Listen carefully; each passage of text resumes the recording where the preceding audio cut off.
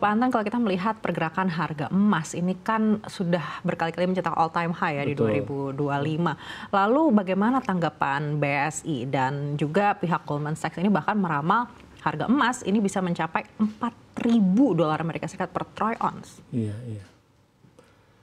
Baik, terima kasih Mbak Anneke. Jadi ini alhamdulillah ya, kalau kita lihat kan momentumnya tepat sekali ini. Bulan Februari ya, tanggal 26 Februari 2025 ada launching terkait dengan bullion bank di Indonesia.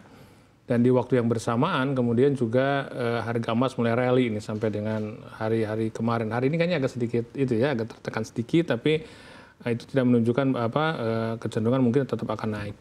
Nah, kalau kita lihat memang emas ini ya, alhamdulillah sekarang tuh sudah menjadi salah satu model investasi yang dikenal oleh masyarakat.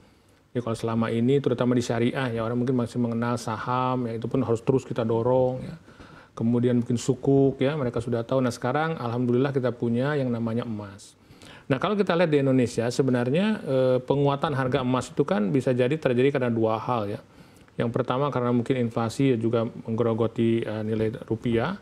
Di sisi lain juga memang penguatan US dollar terhadap rupiah juga secara otomatis juga memberikan tekanan terhadap rupiah sehingga menaikkan juga harga emas secara relatif ya, terhadap rupiah. Nah, kita melihatnya bahwa ini akan terus menjadi mendorong juga minat masyarakat ya untuk kemudian masuk ke investasi emas ini. Jadi kita melihatnya dari BSI ini adalah sebuah blessing juga nih ya. Kita sudah siapkan produknya, kita siapkan kampanyenya, kemudian ada juga dorongan dari pemerintah, harga ternyata naik, ini kayak semesta mendukung gitu ya. Tinggal kitanya harus bersiap juga nih supaya tidak mengecewakan masyarakat, terutama terkait dengan ketersediaan ya, layanan kita dan seterusnya. Mungkin itu, kita sih optimis lah insya Allah ini bisnisnya akan terus berkembang di Bank Syariah Indonesia. Memang cukup viral Pak kalau kita lihat banyak masyarakat katanya berbondong-bondong untuk memborong emas. Betul. Dan kalau melihat fenomena ini, apakah menurut Bapak ini artinya masyarakat ini sudah lebih melek investasi atau sebenarnya mereka ini hanya FOMO? Kalau kita lihat ya sebenarnya ini ya bisa jadi juga mungkin FOMO juga iya. Karena kan FOMO itu kalau kita perhatikan ya kita sendirilah sama. Ini tidak terkait dengan emas, hal umum saja gitu kan. Kalau lihat orang ngumpul di satu tempat kan ini kira-kira apa sih ya, kan orang suka cenderung untuk ada keinginan untuk masuk. Apalagi ini emas tadi itu momentumnya tepat ya, diumumkan, kemudian ada kenaikan harga segala macam, orang mulai masuk juga ke situ ya, mungkin sebagai safe haven juga emas ya, orang melihatnya kan seperti itu. Jadi ini menurut saya bauran dari dua itu. Dari sisi literasi ini alhamdulillahnya dengan pencadangan bullion bank itu adalah sebuah literasi yang sangat luar biasa sebenarnya. Sehingga banyak nasabah-nasabah kita juga yang mulai melihat bahwa emas ini adalah bagian dari komoditi yang mereka bisa jadikan sebagai investasi. Kenapa kita lihat begitu? Karena kalau kita lihat ya, kita bukan cuma melihat dari sisi pertumbuhan volume bisnisnya, tapi juga ada kenaikan yang signifikan terkait dengan jumlah orang yang juga masuk di bisnis ini. Kita baru mulai mungkin ya ramai itu kan sekitar awal tahun kemarin di bulan Februari, tapi alhamdulillah kenaikan NOA-nya cukup lumayan tinggi, dan juga kalau kita lihat juga pembeliannya juga relatif tinggi.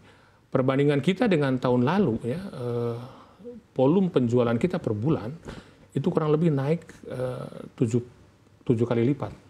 Jadi kalau rata-rata tahun lalu ya di angka misalnya mungkin sekitar 25 sampai 30 kilo per bulan, di bulan ini saja kita sudah melewati angka sekitar 200 kilo per bulan. Jadi bisa dibayangkan seperti itulah kira-kira yang ada itu baru di sisi kita ya di Bank Syariah Indonesia. Kita belum tahu kalau di bank lain mungkin di tempat lain mungkin jauh lebih tinggi lagi gitu.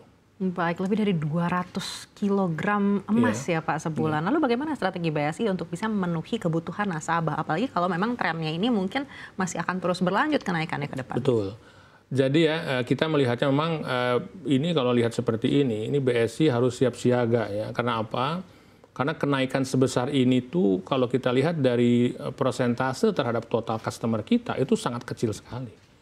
Belum nyampe nyentuh misalnya ratusan ribu gitu, belum. Padahal kenaikannya sudah demikian besar.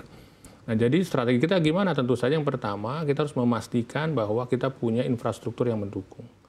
Mulai dari ketersediaan pasokan, artinya kita harus punya supplier yang mengkuat dan terpercaya. Karena emas kan kembali ini kan komoditi ya.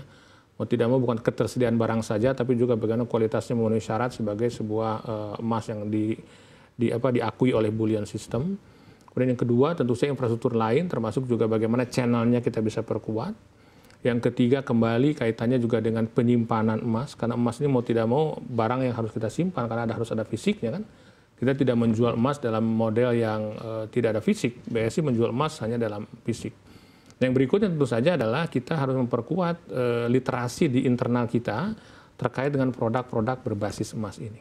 Jadi itu semua kita sudah siapkan, termasuk SOP di kita supaya nggak salah. Karena kalau bank kan biasa ya, ketika launching produk, ketika ada pergerakan market yang luar biasa, risk management itu kemudian memberikan beberapa sinyal yang harus kita ikuti. Jadi kita juga mempersiapkan SOP yang jauh lebih kuat lagi. Dan kemudian juga termasuk juga teknologinya supaya tidak terjadi hal-hal yang tidak kita inginkan. Itu beberapa persiapan yang kita sekarang sudah jalankan. Baik, tapi kalau kita melihat harganya ini kan sudah lumayan tinggi ya Pak. Lalu bagaimana ini mempengaruhi tren demand layanan bank emas di BSI?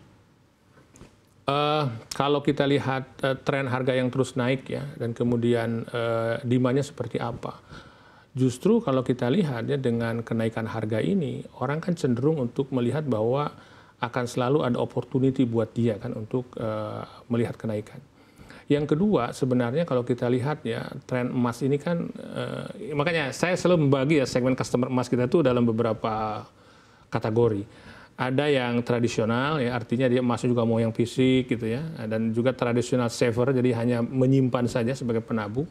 Ada juga yang orang yang sifatnya tuh investasi investor gitu.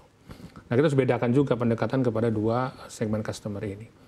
Nah, kalau kita lihat perspektif harga emas selama saya tadi coba cek ya, 20 tahun terakhir dari tahun 2015 sampai sekarang, itu kenaikannya itu kurang lebih 1.237%. Artinya kan dalam 20 tahun dia naik sekitar 1.200 kali gitu ya. 1.200%. Kurang lebih berarti kan berapa kali itu dibagi 100 mungkin 12 kali lipat dalam 20 tahun. Ini kan sebuah kenaikan yang cukup baik lah begitu ya.